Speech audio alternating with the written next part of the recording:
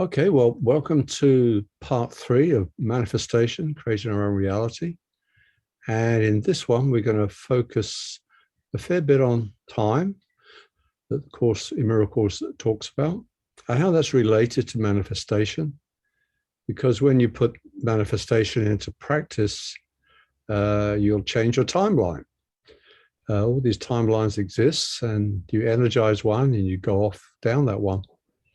And life changes for you. And we've always got these opportunities at different times to switch these timelines. And of course, talks about a miracle can save like 1,000 years. Now, what does it mean by that? In the Course, it says you need to have new ideas about time, and then goes on to say that it's almost impossible for you to understand them. But we'll use a few diagrams today. And of course, we'll have an exercise and time for questions. But I thought I'd start with a quote or two from the Course in connection with manifestation.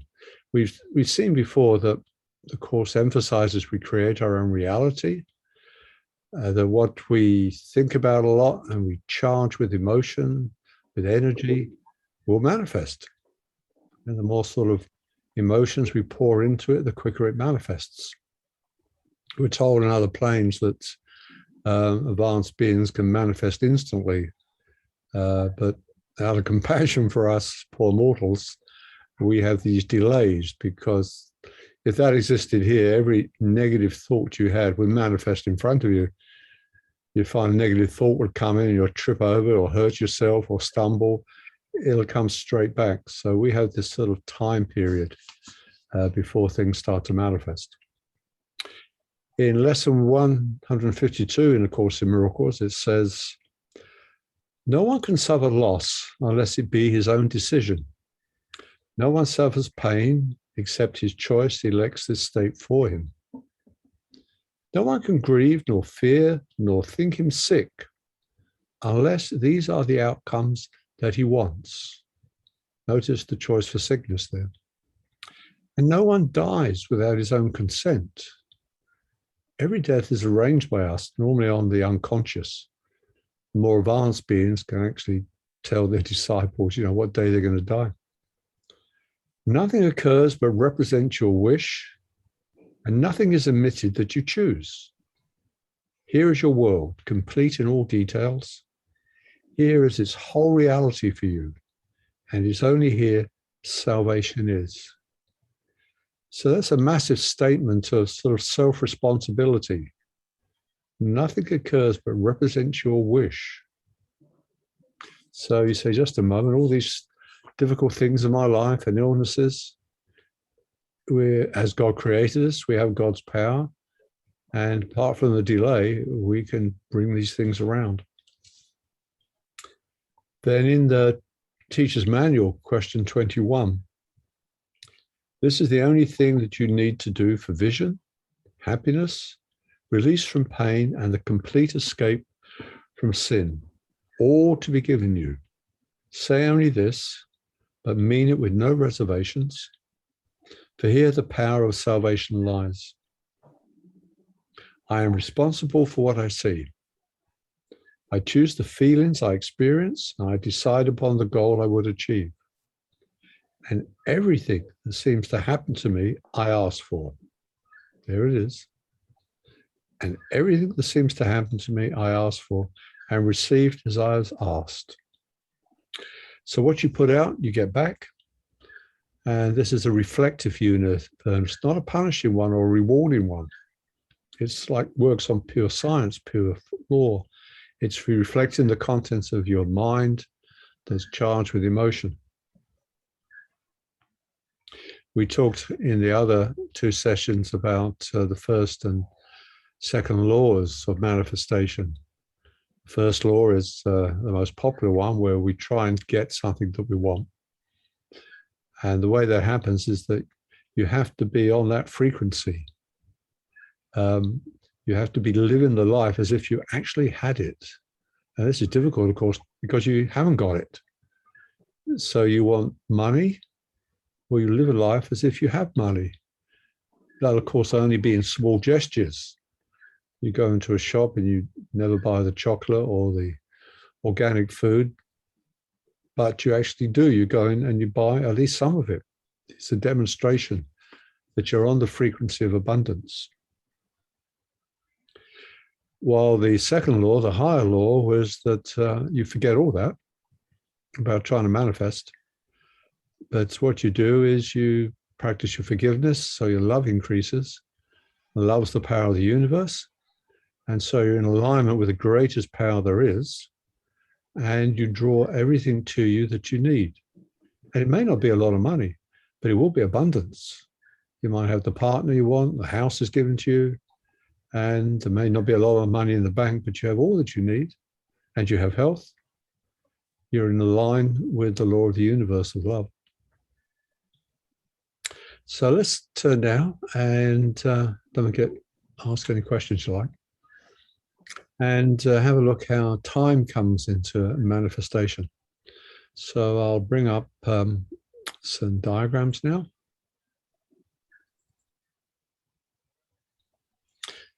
And years ago, I came across these books where at the end of each chapter, you could actually decide where the plot went.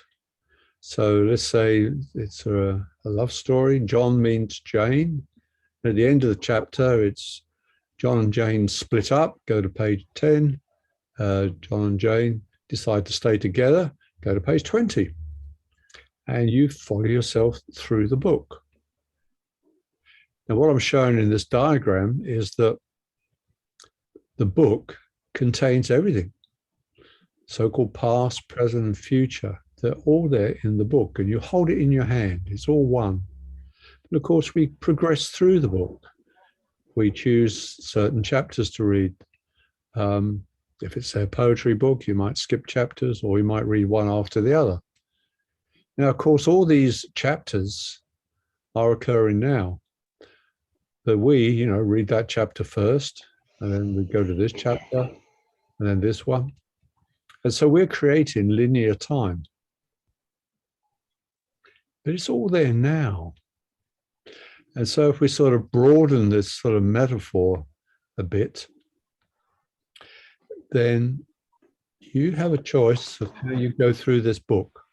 And if we look upon it as our life, the Course says actually everything's already happened, and we're reliving what's already happened. Like in that crazy moment when we thought separation was a good idea, then space and time and the universe all came and grew and collapsed in what the Course calls a tiny tick of time. Very hard for us to understand. And now, because we're so in love with separation, we're reviewing what's already gone by. This is what the Course says in the Manual for Teachers. So it's like our life is a book, and we can choose what chapters, who we marry, where we go. We can't create anything new. You have to experience what's in the book. So if you meet someone and you want to be with them, if it's not in the book, you won't be with them. So there's a lot of possibilities, but not an infinite possibilities. Now, in that book, there's a chapter on you wake up from the dream. You remember you're a Christed being, you're as God created you. You could go straight to that chapter. But it's too frightening for most of us because that's the end of separation, which most of us are rather in love with. So get into that chapter on waking up. You could go quickly, or you could spend years reading this book, or lifetimes in this metaphor. And manifestation can make you jump chapters quickly, or you just go slowly because you stay on the same timeline. Perhaps you're into a tragic life or a victim life, and you'll just keep plodding along in the victim chapters. And then the chapters where it gets so bad, you turn to alcohol and might be 10 lives as a drunk. Or you decide to manifest something different and you jump to 10 lives and go on to a happier part of the book. Any questions at this point?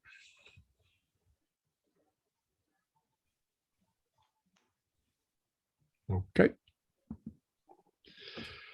One of the sort of analogies given in the channel teachings of Tina Spalding, which connects with time, is the octopus one, where all of our lives, which are illustrated by these tentacles, of course, all these tentacles exist at the same time.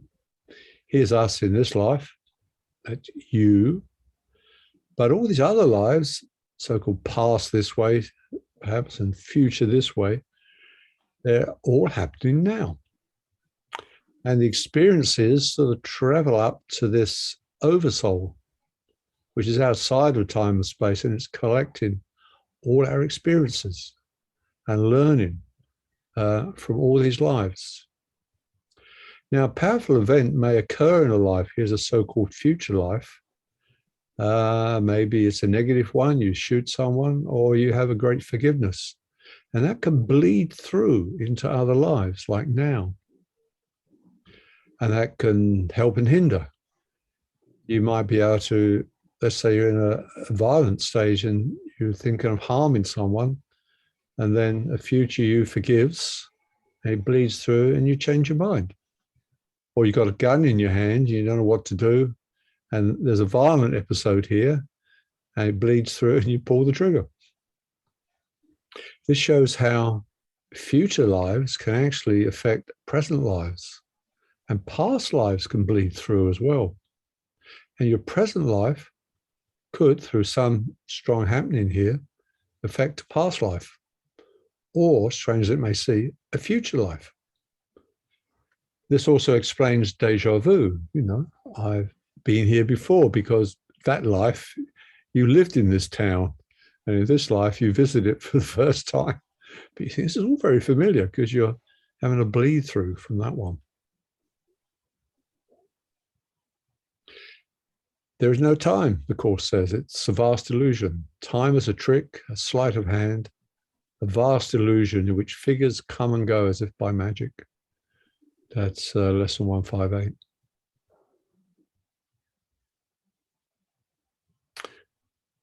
Okay, any questions about that?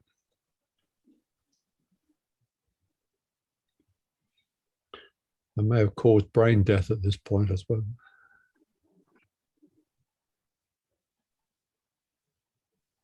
Okay, let's see what's coming up next. My own teacher, Dr. Kenneth Wapnick, had a rather nice analogy. This was in the days when we had videotapes. And he said, imagine here's you outside of space and time. In his model, he had the tripartite mind, the three-part mind. There was the ego that believes in separation. And then there was the Holy Spirit that says the separation never happened. If you turn to me, I'll teach you forgiveness. And then the third part of the mind, which is this person here, the decision maker, which decides, do I listen to the Holy Spirit or do I listen to the ego? Now, Ken's analogy is that, like the book had so many chapters, we've got all these ego tapes. There's everything that's ever happened in that tiny tick of time. And there's correction for these ones, the Holy Spirit tapes. Now, we're rather in love with the ego and separation and excitement and love and romance. And we stick one of these videos clonk into here. And here's your life now. And you're watching it, and perhaps something difficult happens. And you could change the timeline, put on another tape. Or you may try and go for peace. And then underneath is a correction tape from the Holy Spirit. And you slot that in. And the situation is the same, but you achieve peace in the situation. Somewhere along here is the tape that will wake you up from the dream, make you an enlightened person. At any moment, you could go along and put that in, but you're so in love with the drama or the victim or the excitement or money or power, they're all down here. You keep whacking these up, but there's always a correction. And eventually you'll be drawn to this tape over here. And say enough of this drama down here. Drama's here, sorry. Time to play this one.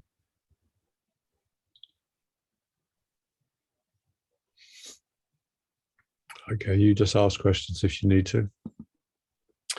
Here's a channeling through Daniel Scranton from the Arthurian Council, which I rather like.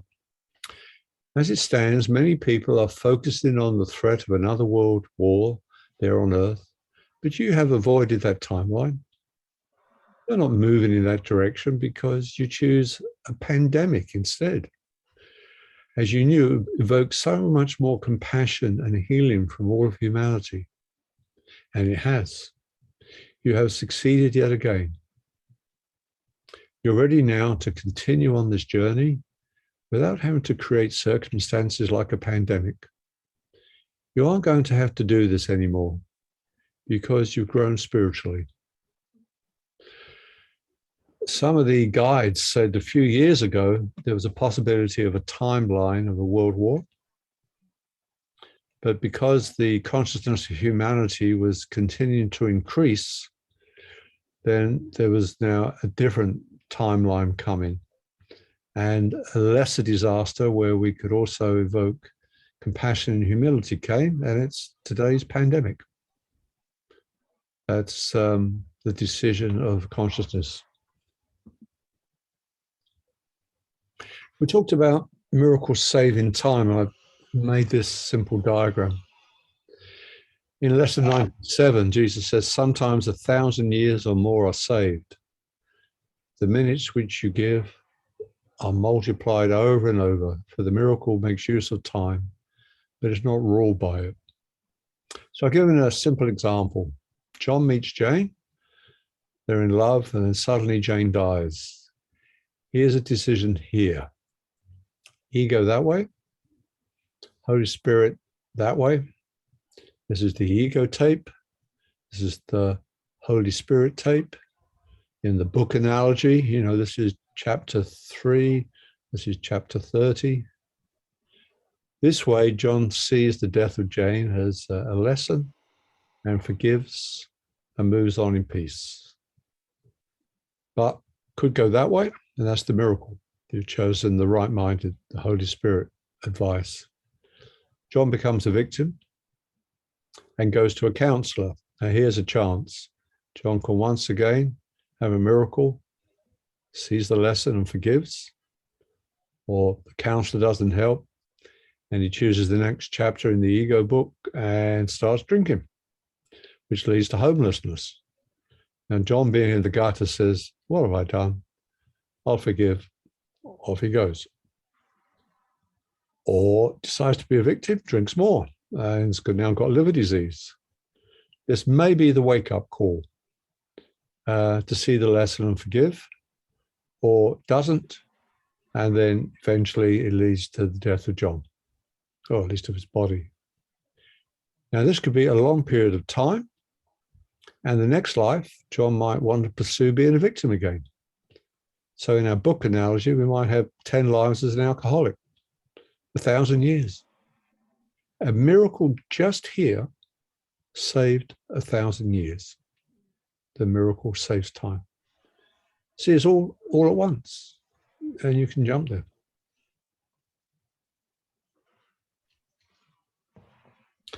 Okay, let's move back.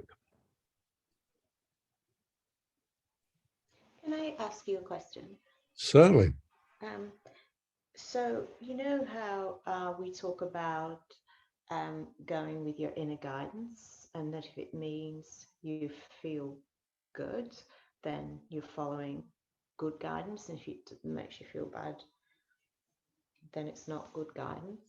Yeah. Is that the same thing that you're talking about, like the tape, or is it that it's different? Well, I would say if we took our last example, at the first sort of split, do I become a victim or do I see the lesson and forgive? Well, choosing the victim is going to be a heavy vibe. Choosing the other way is, this pain is off my shoulder. It was a strong lesson, but I feel good. I feel at peace. Okay, so there was a second part to that then. So do you think, using the example of the story that I told before about instead of struggling to find another place to live, I just make the best of what we've got here, and that made me happy. Is that possible that that's actually an ego, encouragement of the ego? Because I think the ego may be saying, well, you know, you didn't really want to live here in the first place. And so now you feel relieved that you've made the decision not to. Yeah, I get your question. I think if we sort of are playing games, you know, around the ego and decision, I think there would not be a true peace or a true happiness. You would detect something somewhere that's not quite right. I might have cheated, you know. Yeah. I took a soft path because I'm frightened to go the other way. So I don't think we can fool ourselves. I'm not saying that when you do make those decisions, there can be a disruption. So, like in a relationship, you know, I need to leave. It feels right. It feels peace. And you tell your partner who goes through the roof, and there's all ructions to pay, you know, and for a moment or some time, you might feel very unhappy. But the initial decision had peace and happiness. And when dust has settled, you're saying, I'm glad I did that. Okay. Anyone else? Just that that last illustration there is very clear. I like it very much. With the drawing? Yeah, the last one you had with Right. Oh, yeah, the splits. Yeah. You had a chance to choose the forgiveness path or continue with your life and to get more heavy experiences. I'm reflecting back on my life, and I yeah, my life too. Yes, I like it. I will use it definitely. I can't remember the exact phrase, but there's something in the course that says, you know, your lessons, your trials are just those things that keep being repeated until you get it. It keeps coming back, and you try and get away with it. I don't know if I shared once when I was living in Findhorn, we had all these work departments, and people often used to change departments, and sometimes they didn't like someone in the department, and they perhaps it was the leader of that department, and so I can't take working for him. And they've heard that the person in the kitchen was a really loving soul, or rather mother figure, and they rush to the kitchen. They go, "Oh, isn't she lovely?" And the next day, a new guest walks in, and it's just like the boss in the last department. And the whole lesson just comes straight up again. And I used to, you know, work in these departments and lead some of them, and it was just almost amusing watching how quick it happened. It seemed to Findhorn things were speeded up, so the lessons were speeded up, and people kept walking into these mirrors all the time and blaming the mirror, as we tend to do.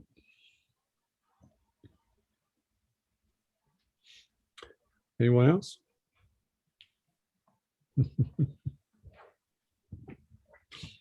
Something here I came across along the path of, you know, if you choose the path of love, what you manifest will be wonderful. And if, you know, the majority, or hopefully all one day, the people on the earth choose the path of love, what we will manifest here will just be beyond belief. And a channeling from St. E.T.'s through Tina Spalding, and it was from her last book, You Can Free Yourself from the Karma of Chaos. And this is what she got from these advanced ETs. We figured out so many eons ago that aligning with love, which is the frequency of creation, manifestation, allows access to all levels of that creation. We have mastered the laws of physical creation and the laws of arranging societies and communities in cooperation. How have we done it? By practicing universal spiritual principles of loving, kindness, forgiveness, and appreciation of everything and everyone. This is how we achieved this ability. That's the statement of a master manifester. They have it all. And as they say, many eons ago, they learnt it. So many eons ago, they were like the earth and saying, there's got to be a better way. This is how we achieve this ability. Kindness, forgiveness, appreciation of everything and everyone.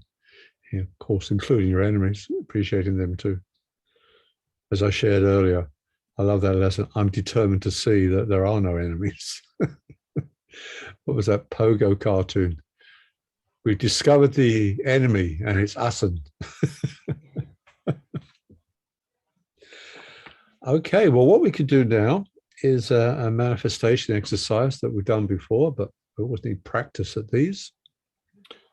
And you can choose anything you like, from a sports car to learning love and peace and or money, you know, be honest. Pitch it where you want to. What's important at the moment. It's the same principle for anything. And then at the end, we'll have time to share in pairs as normal.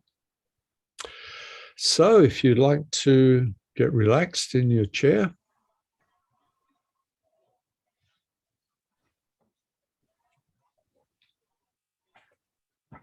and close your eyes.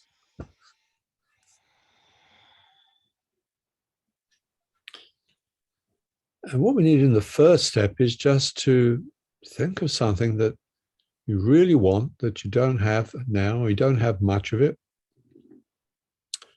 And what we'll do is use a little bit of relaxation first to help quiet the mind. So we begin with a few deep breaths.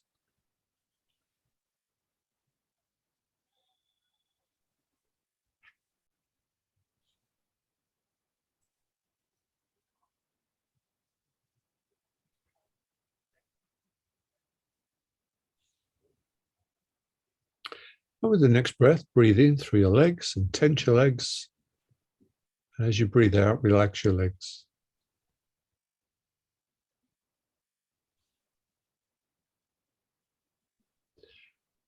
Breathe in and tense the muscles of the stomach.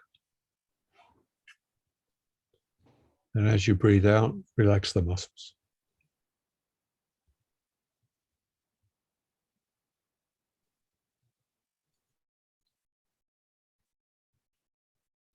With the next breath, breathe in and tense the arms and make fists of the hands.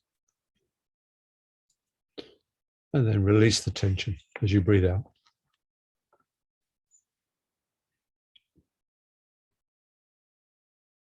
Breathe in and squeeze the shoulder blades together. And then relax. If you need to free up your head and neck, you can turn your head around.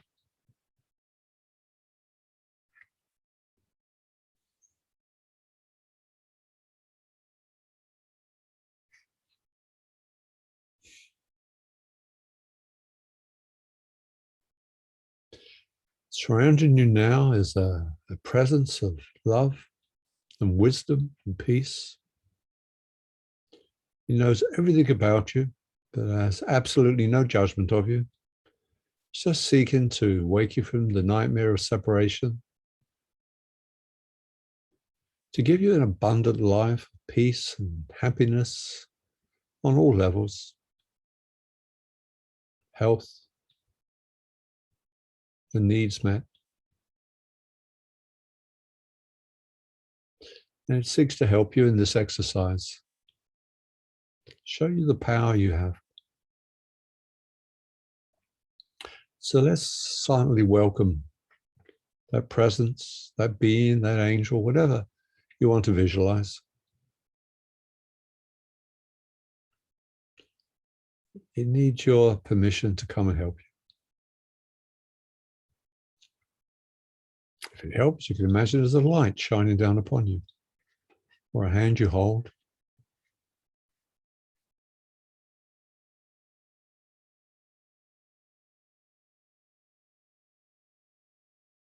It's warm, it's loving, it's enveloping you now. And if you wish, you could turn to this presence and ask it, what is that I need to manifest in my life at this moment? What's the most important thing I need to manifest?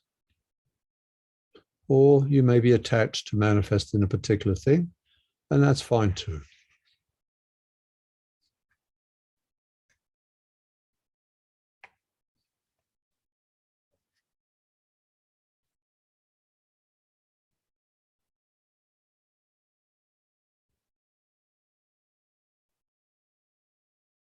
If nothing comes, you could choose love.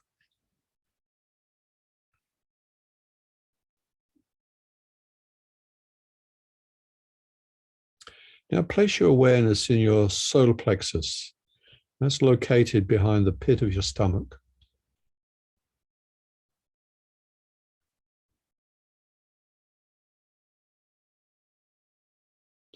And now imagine yourself inside a sphere that's, if possible, the size of the universe.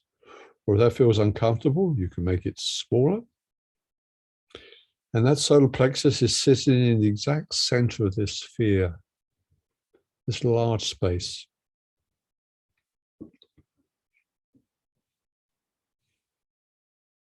Now imagine in front of you your future self. This can be the distance you like, maybe 3 meters, 6 meters, 9 meters. Put it where you feel comfortable. And this future self is the one that you want to be. This is the happy one, the healthy one, the rich one, whatever you're manifesting. It's the embodiment of your future reality. See if you can get a picture or at least a sense. And then imagine a line like an umbilical cord that runs from your solar plexus to the solar plexus of your future self.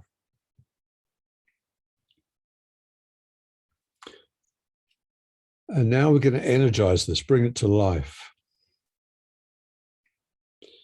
Set in motion a flow of energy from this sphere that's all around you, perhaps like rays of light coming right down into your solar plexus. And this energy ripples along that line, that cord, to your future self that springs into life.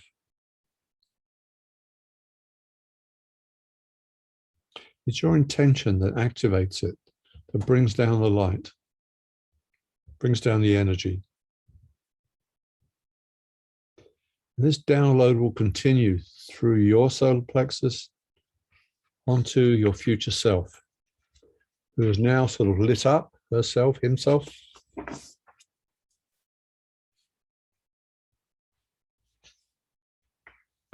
What you see in front of you is an embodiment of what you want. You can add to the picture. Perhaps you need money at the moment. You can see that being surrounded in money. You're holding silver, holding a gold bar, smiling, feeling abundant. Perhaps there's something wrong with your body, but that future self is perfect. They may demonstrate it to you. Something wrong with your legs, you might see them jumping up and down and smiling at you.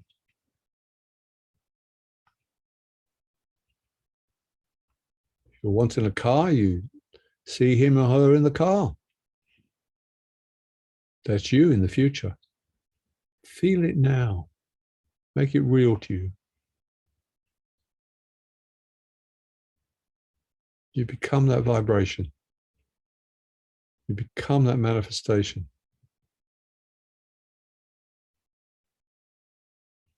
And the future self can talk to you as well. It may have wisdom for you.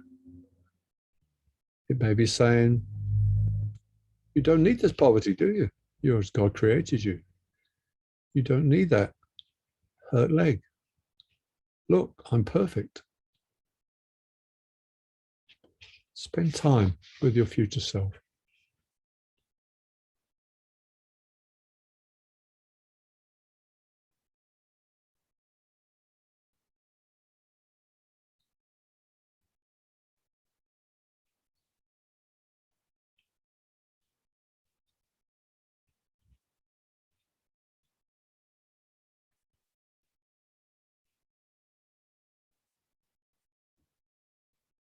You can also talk to the Holy Self, to the future self.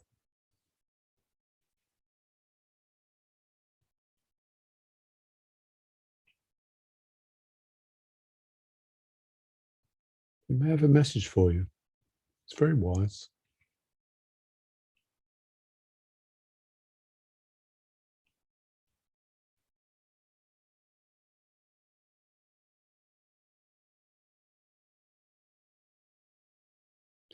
If you can, feel appreciation for your future self and what it's shown you. Be grateful for that picture, and this will add power to the exercise.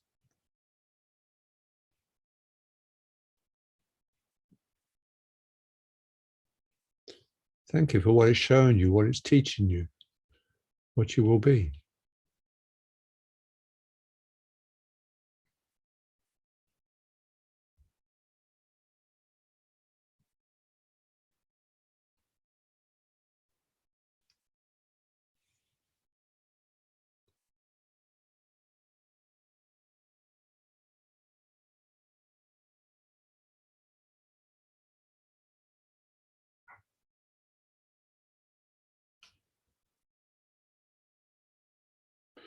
And before you finish with this exercise, tell yourself that at some point in the near future, you'll make some demonstration of the reality of this.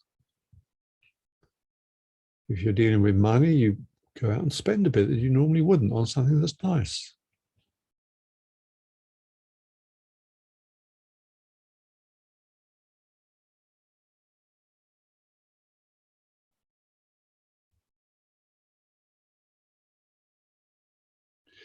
If you wanted a car, you start studying brochures and accessories of what you want to put in the car when you get it. Perhaps a new carpet. You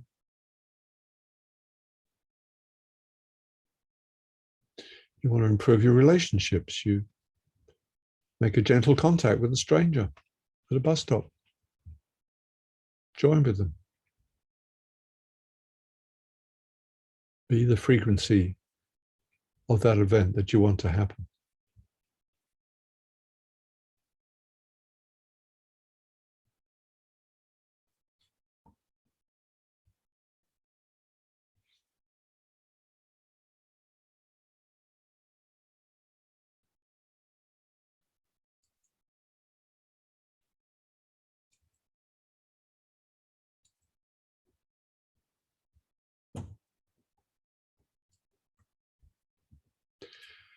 Take what time you need to finish the exercise.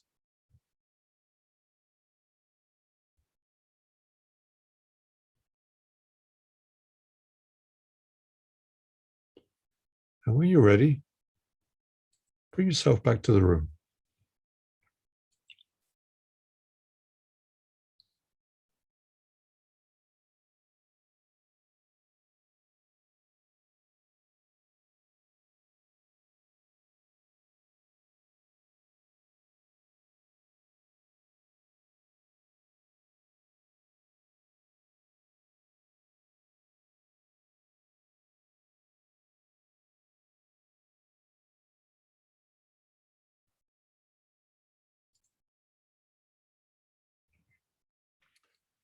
So welcome back to part 2.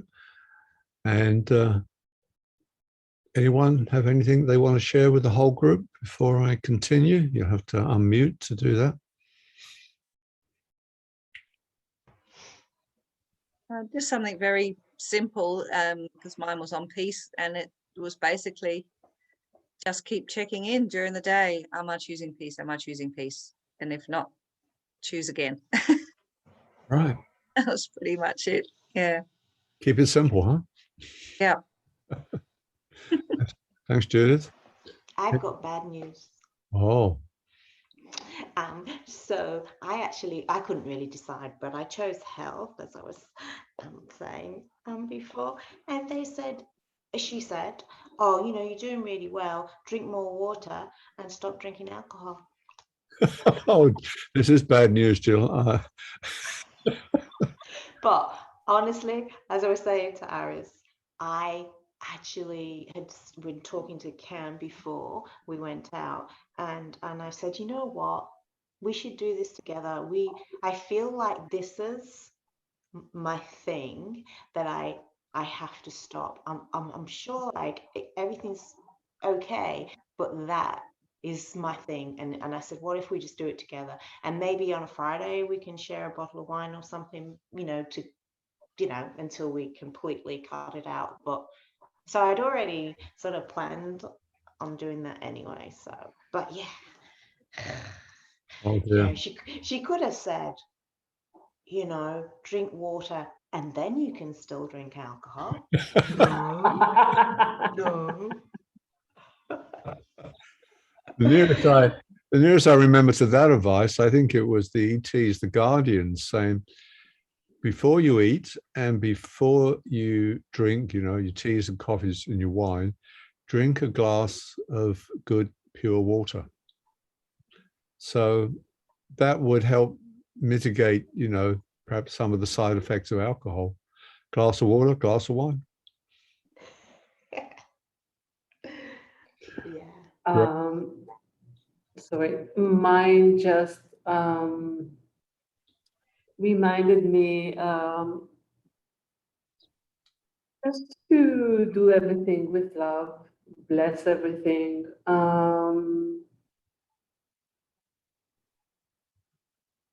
The simple things, be happy and grateful and loving, and love myself, love to self, not in a simple way. And I just told Jill, it's very easy when I'm at home to have dinner or lunch and bless it. But when I go out to family office and things like that, I forget to do that. Mm. But I am managing to drink at least 3 liters of water a day. Cool. And that's amazing. It is, yeah, great. Yeah, and that's amazing. It Mm. really, really helps. You go to the bathroom a lot, but it helps. Yeah. Mm. We bought ourselves, it cost us $100, a water filter that takes out the chlorine and the fluoride and all the heavy stuff. Yeah, me too. Yeah, good one. Thanks, Aaron. Anyone else? Yeah, I can shortly say something. I was manifesting clarity in my head. Now brain fog with clarity. And it came to me, be in the presence, being the present. Yeah. Yeah, be here now. That came quite clear to me, and I was welcoming it a lot. And then I was seeing myself there as clear and bright, and mostly like a leader in a way. Yeah. Then I was remembering myself when I was 3, 4, 5 years old. I was the natural leader among my friends when they were playing something. Everybody accepted it, and I knew exactly what to do. But something happened. Lost it on the way. Yeah. Lost it on the way. Yeah. That's It's down from your earlier sharing with building huts that you never really enjoyed so much with your father. That's come back. A joy there. It's lovely, isn't it, when joys start to come back in that were perhaps unforgiven or buried, and now you let them back in your life. It is. Great, thank you. Okay, I'll look a little more at time and manifestation. So I'll bring up the drawings again.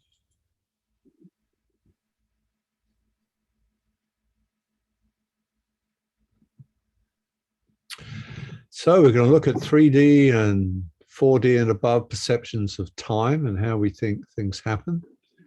This is our world. We saw on an earlier one that we're reliving all that's happened before. We've even had this Zoom workshop before, guys. And these are events all happening simultaneously. But in 3D, we just pick one. I'll go to Michael's Zoom workshop, Over here is, I won't go to his workshop. And we can follow, you know.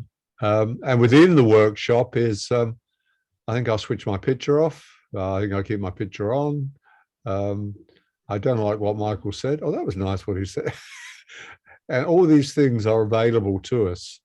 And we experience one after the other, and we link them here, you know. I'll have my picture on. Now I'll turn it off. I shouldn't have done that. And we're moving along. But when we go through the ascension, things will be different. Now we become aware of all these multiple choices. They're all there. And then we can say, that's interesting. Which one shall I have? These diagrams are actually channeled from the Hathors, which brought through the exercise we just used, by the way. Tom Kenyon, he was the channel. Got an amazing singing voice. He channels music. So this is time versus no time. Here we really believe in linear time. And some people say, well, look at the watch. When in the old days, it was mechanical. All it really was a long bit of metal and a short bit of metal going round and round. We call that time. And now these days we have colored or black symbols flashing on and off. We call that time. So this is the transition. This is where the evolve lived. And this is where, you know, predictions of the future are. You see there, you know, your energy is aligned along this line most of the time and not these. And they say, well, if this person, if Michael keeps aligning along that energy, that's going to happen. But as I'm approaching that, I could switch and put more energy into this one. And that timeline, that manifestation fades. And then this one will come. Now, this looks a bit confusing. I made this diagram to help show all the choices. So we'll have fun with this. So here's a now moment. And here's this woman. And she's got all these choices. Well, let's talk about workshops, like the Zoom one we're on, so we make it current. I don't think I'll go to the workshop this time. Yes, I will go to the workshop this time. And I think I'll go out to dinner. I'm going to sleep. I'm never going to go to another workshop. Here you choose, okay, I'm going to the workshop. So, and boom, here's the workshop. Here's you in the workshop. And you've made a choice, and there's the first movement in linear time. So now you're in the workshop. And I'm not liking this workshop. I think I'll leave early. Gee, I really like a cup of tea now. I think I'll just put my picture up and have a cup of tea. Here it all is. I don't like what that person says. They shouldn't really be on this workshop. That was wonderful what this person said. I think I'll talk to them afterwards. And so you go on. So you have a decision here. I think I'll actually leave the workshop because I really like to go out for a walk. Bonk, here you are, going out for a walk. And then you have where you're going to go for a walk. It looks like rain. Shall I go home? Shall I stay? I think I'll stay on the walk. Bonk, that's your next decision. And let's say you decide to go home. So here, you've gone back home now. And here you say, I wonder what Michael's talking about on the Zoom workshop. Maybe I shouldn't have left. I'll go back on the Zoom workshop. Boom, and you go on to the next. So this is you jumping timelines. It all appears to be linear, but they all exist at the same time, actually, being on the workshop, off the workshop. So I don't know if that helps or causes confusion. Every moment's a choice, and off you go. And they're all there. There's nothing new, no new story to be written. Using our book analogy, these are all chapters. And you jump around, and it appears that you're going along in linear time.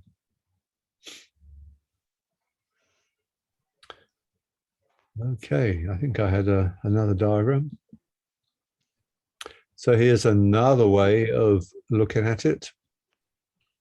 This is your present life, your present moment in time, and you have these different life paths. You're with people, forgiving, not forgiving. Perhaps there's a big lesson here. And you decide to forgive, you go that way. But this one, you decide that you're going to stick your your feet in, and you're going to be a victim, and you've got the lesson unlearned. So you choose that one or that one. Let's say you choose the lesson learned, then off to your second life path. And that's rather positive and happy. Or you could have had the lesson unlearned, and then you move on. And this is like a future life. Present life, you die with this one intact. This one, you died, you chose the victim path.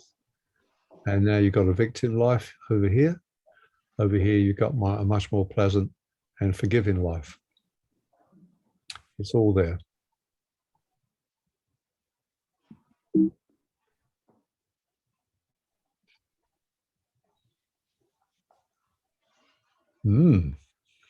Any questions on those diagrams there?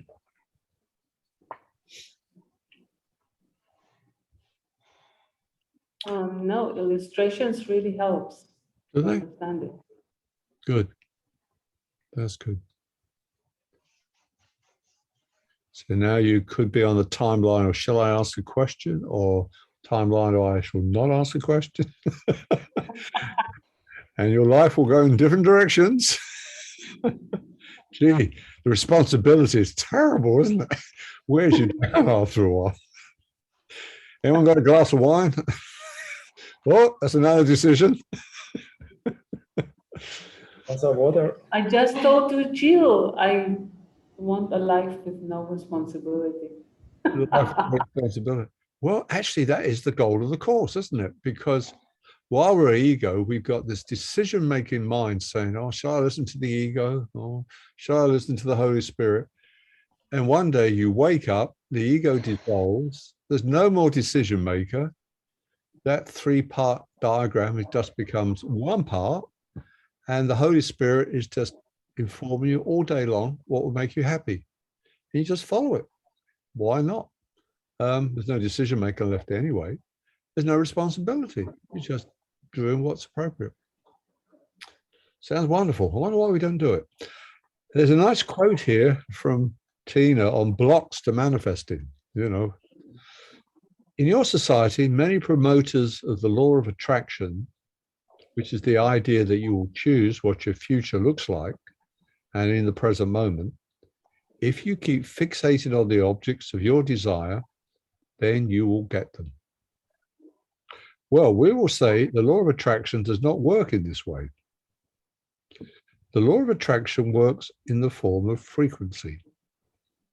So if you're seeking to get a car, then you'll have to make the frequency of, I've got a beautiful car. You actually, in the frequency that it's happened. I have the money. My leg's now perfect. I have a car. Which sounds crazy to the ego because you haven't got a car and your leg still hurts. But that's what you got to do. And in that last exercise, we ended on make a gesture that you got it. Give some money away. Talk to a stranger if you want friendship. Study the car magazines for what you're going to put on your car and if you're going to change the tires when you get it to these even better tires.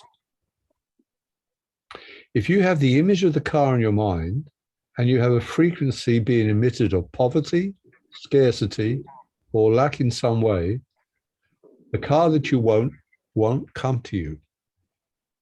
And that is why many of you seeking to utilize the law of attraction feel disappointed because you do not get what you want.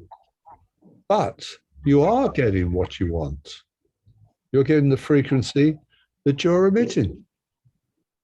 I don't deserve a car. Right, you don't get it. The universe could supply that, no problem.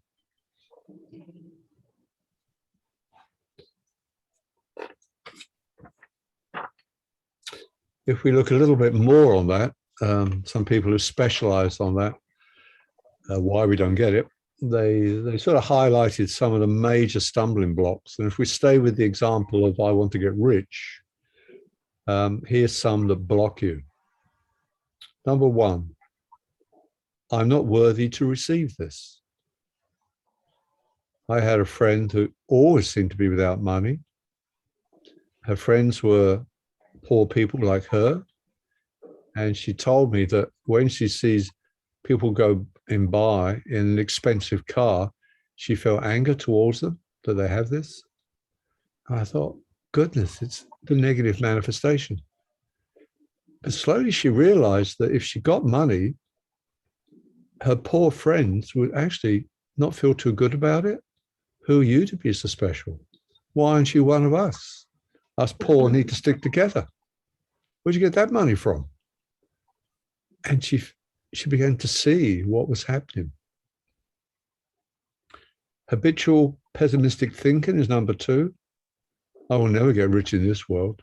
I mean, that's it. Most of us are poor, and I'm one of them.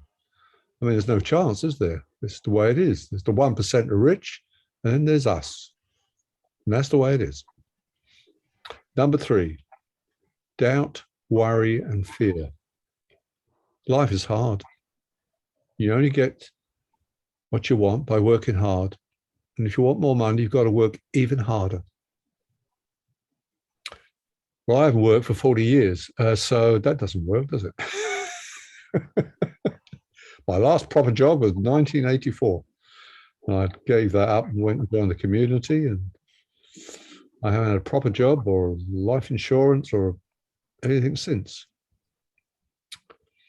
That's why you have money, because you're not paying life insurance and health insurance. I hadn't thought of that, Joe.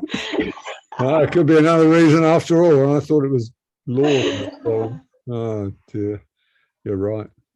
Number four, paying too much attention to what is.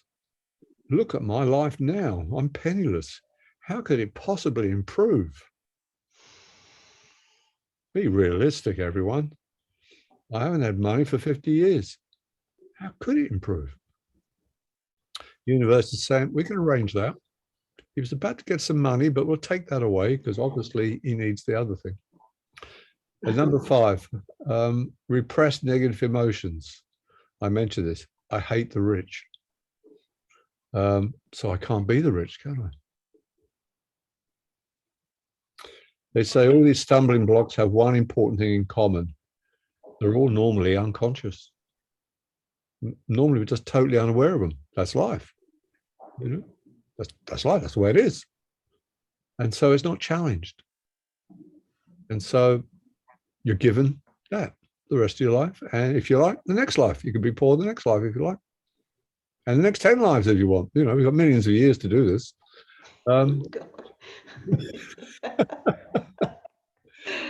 I mean, you're gods. You're creating it all. So if you want poverty, we'll arrange it. No problem. You want a broken leg? We can give you that. You want it 10 years to heal? That can be arranged. No problem. You want it healed instantly? No problem. You're God. What do you want, God? We'll give it to you. It's just laws. It's not, you know, it's a reflective universe. It's not reward and punishment. God's not giving you the money because you read the Course in Miracles and you've completed all your lessons on time. You are gods and goddesses. That's how we were created. The Course says only one difference between you and God. God created you. You did not create God. And that is the only difference between you. Oh, I see you all believe in separation. You think that's a good idea? Go and create a universe. Boop. Thank you. We created all this, the stars, the planets, the lot. That's our power. I think we could create $1,000 or $1 million, surely. You can create an Andromeda Nebula. I think you can have a few other things as well. I don't know if you saw that posting from Tina Spalding, where Jesus told her to tell people to read the T.S. Spalding books. Was the journey to the Far East of these group of English at the end of the 1800s. The title of the book was it Journey? Do you remember the title, Iris? Wisdom of the East. Teachers of the Masters of the Far East. Yeah. I've just been buying them on Amazon.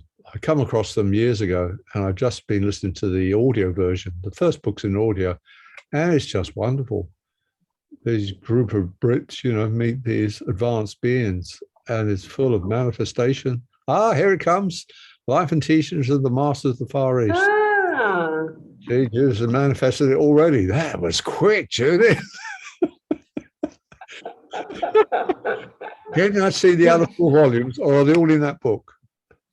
Judith, you're muted, Judith. Yeah, that's the 6 volumes. Wow, I thought it was 5. Oh, There's 5. Amazon And there's some manifestation was fast. there's 5 that he wrote, and then after his death, they found a whole load of notes, and they comprised a 6th. Really? I'll check that one out too. Well, I've been listening, and it's just a beautiful story, and they're so loving, and they teleport and walk on water, and they supply food, and it's also natural to them, and it feels very real and very genuine. So they're top manifestors. So if you want manifestation examples, go and get Spalding's book. A namesake, Tina Spalding. T. Spalding. There you go. Beautiful. Well, we're almost there. Any final questions on sharings before we finish? No. I had one of those funny little experiences a couple of days ago. Some friends took us out to this property of people who are living off the grid because they thought we might be interested to see how he did it. And good. It was very, I said to them, well, if you guys think I'm living in a house like that, it was kind of like one of those, like the house that Jack built, so there was a bit of cardboard here and just that kind of thing. But I mean, they loved it. So that, and so it was great, and they had a great life. But here was the interesting thing. So we went into the kitchen and talking, and I wasn't uncomfortable, but it was just like, it was one of those houses that, a snake was just going to come around the corner after a mouse or something. And there was like, rat traps and things everywhere. And I said, oh, rat traps. And she said, oh, you have dreadful amount of mice, but the brown snake gets it, so it's okay. So I'm like, oh, that's good. So anyway, but here was the thing. So I was standing next to her at the sink, and I just happened to look over at the water cooler, and there was a Course in Miracles sticker. And I said, are you a Course in Miracles student? And she said, yeah. Are you? I went, yes, I am, as a matter of fact. So it was kind of nice. And she had all the books, and she actually showed me. Do you remember years ago? I never had them, but there was like a I don't know what you'd call it, like an album, and there were all tapes. Those the old-fashioned. Yeah, I bought them. Yeah. Really? And then I bought the CD version. Yeah. So she had all of that. She had everything you can think of, Look at to that. do with the Course in Miracles. So it was nice. Yeah, nice. I could forgive the rats and the snakes then.